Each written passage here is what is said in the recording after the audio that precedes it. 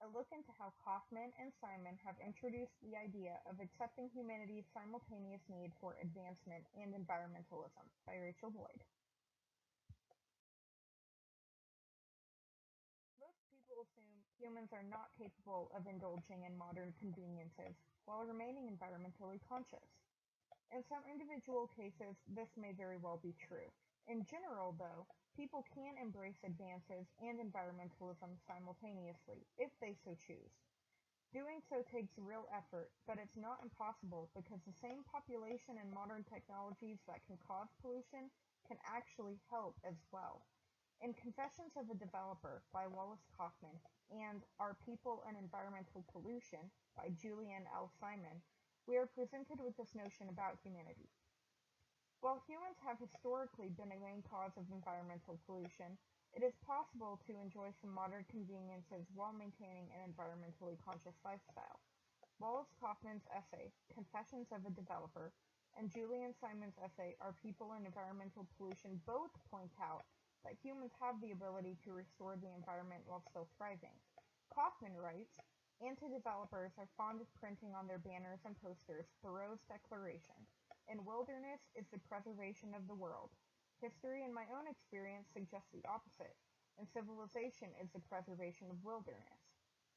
Simon writes, a less known story is that along with higher income and its consequent greater supply of pollutants comes a greater demand for cleanup, plus an increase of capacity to pay for it. The technology for cleanup exists in virtually every case, and it waits only for our will to expand the time and money to put into the work. This theme can also align to Course Goal 6, to enhance a student understanding of the value of holistic thinking and making informed judgments and in applying values as they become increasingly conscious of what is at stake if we fail to understand the relationship between human culture and the environment. In both Kaufman's piece and Simon's piece, the importance of social stewardship and environmentally conservative beliefs in today's society are emphasized, making it clear that even in an industrialized nation, people can and must keep nature's needs in mind. Wallace Kaufman's Confessions of a Developer contains many examples of how humanity is adding to nature's destruction, but it also contains the idea that people can alleviate this damage if they accept that people can be both developers and environmentalists. He states, all of us are by nature developers, giving the example of young children building structures with blocks from an early age. He also goes on to say, not all of these people will be professional developers, further applying the argument that all people are innately developers. Because of the innate urge to develop, Kaufman proposes that if we understand and accept the development urge, we will come closer to solving our land use problems. We should no more repress the development part of our psyche because some developers pillage nature than we should repress our sexuality because some men and women are pornographers and prostitutes. Development in and of itself isn't bad and can reap many benefits. It is the way we go about it in our uncaring thought process that can cause problems in the environment.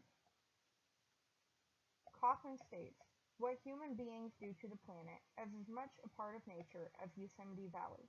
This is because human beings are a part of nature, and we naturally have an urge to develop further. Although developing can come naturally to people, humans must be aware of what too much development can cause, and follow regulations accordingly. Kaufman goes on to write, just as we are the animal that imagines how things might be, we are also the one that remembers how things were, so humans mustn't forget to restore what they can. Julian L. Simon takes a little different approach in Our People and Environmental Pollution, choosing to point out that although the human population is booming and technology is advancing, people may still be able to save the environment. In the essay, Simon writes, in the long run, pollution is likely to be significantly less due to population growth. This is because additional people create new solutions for the problem. rather than only creating more pollution issues. Population growth also means more pollution regulations due to the population to manage increased pollution, in turn helping the environment more than harming it, and allowing people to continue enjoying conveniences that they already do. Shown is a graph of sulfur dioxide emissions, and if you can look, it has actually gone down everywhere, including North America, except for Asia, in recent years. Simon ends his essay by writing, "But more people need not imply more pollution, and they may well imply less pollution. This has been the trend in human history as indicated by the most important general index of pollution, increasing life expectancy. Additional people have created new ways of reducing pollution and contributed additional resources with which to fight pollution." After analyzing what Kaufman and Simon write about humanity's potentially negative turned positive impact on the environment, I spoke with Mrs. Kim Ring and Mrs. Anna Thornton of Eureka Junior Senior High School's Environmental Awareness Club, WILD. Students are shown how they can make a positive impact on the environment around them. Students are taught how to sort and collect recyclables throughout the school, such as, and I quote, paper, cardboard, and basically plastics number 1 and 2, as said by Mrs. Ring. The school also planted trees and installed irrigation lines to said trees around the building, and the students can help clean up around the schoolyard and trees. With the club, we've done some cleanup days in the area, as said by Miss Thornton, so students know firsthand that they can help in their own communities. The actions taken at the school can have a real-world impact, like cleaning up the air through the trees, reusing materials rather than throwing them away, and providing a habitat for native animals.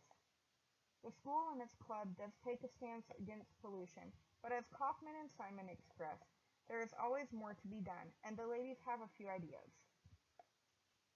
In the words of Mrs. Thornton, "The composting has gone away, mostly because we lost the composter, so lunches are no longer recycled. That unused food is now thrown away and put into a landfill, where previously it was given to the worm bucket and used as compost. The outdoor classroom has not been properly maintained, and the worm bins the school used are no longer there. In the words of Mrs. Ring, we could figure out how to refurbish those." Mrs. Ring and Mrs. Thornton both would like to incorporate environmental literature into their classes and club, believing it could get the kids thinking about the issue and believing that, and I quote, "learning how to synthesize all that information is incredibly important."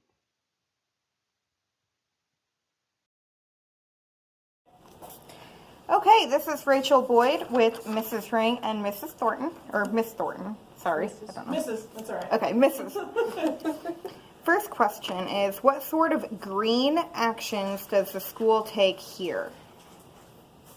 Off the top of my head, I have the group of kids that does all the recycling here at the school. Okay. We recycle paper, cardboard, and basically plastics number 1 and 2. Okay.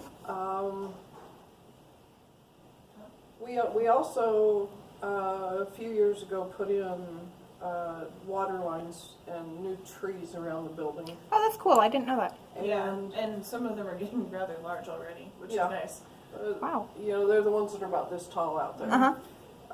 And WILD has been helping take, our new club that's called WILD is helping take care of some of the yard work around the school building. And we've done some, with the club, we've done some cleanup days in the area. It's, and actually that's what I'm doing during our community service day as well, is cleaning up at the lake, the city lake.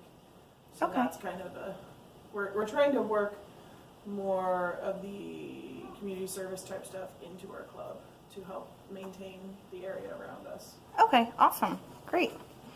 So, how do the actions positively impact the environment as a whole? Well, recycling, that's pretty easy. I mean, it definitely, we're reusing all that stuff instead of just throwing it in the trash.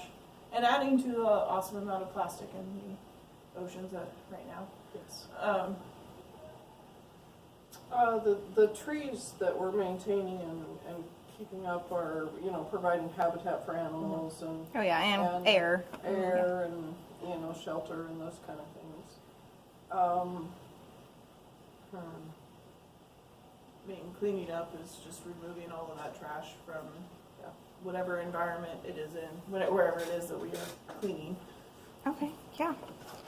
So, what more do you think the students in the school could do? I know they used to like recycle lunch stuff, and I don't know if they do that anymore. Now the composting has gone away, Yeah. mostly because we lost the The composter. Oh. There was a machine that we used, and it got picked up, and we have no idea where it started at, where it came from. We've also let the outdoor classroom by the bus barn that belonged to the high school portion, we've let it go. We have picnic tables sitting out there, the worm bins are gone, some of those kind of things, and we could figure out how to Incorporate refurbish those, yeah. Yeah. Huh, wow.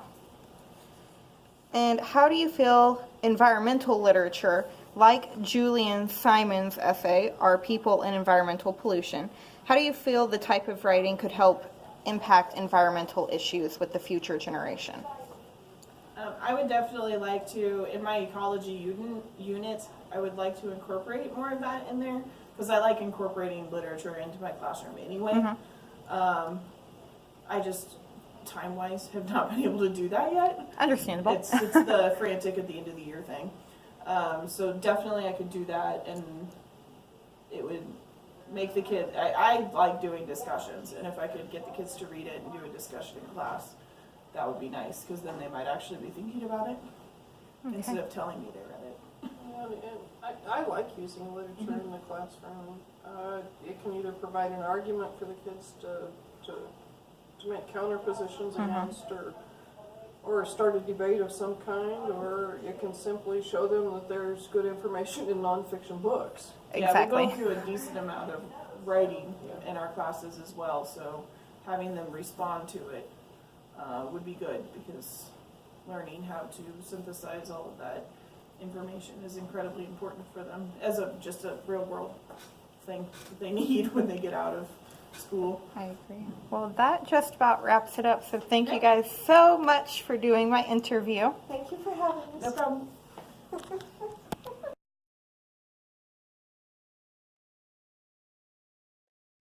Through environmental literature, readers may learn that even though humans often damage the environment, people can set out to improve it in their daily lives.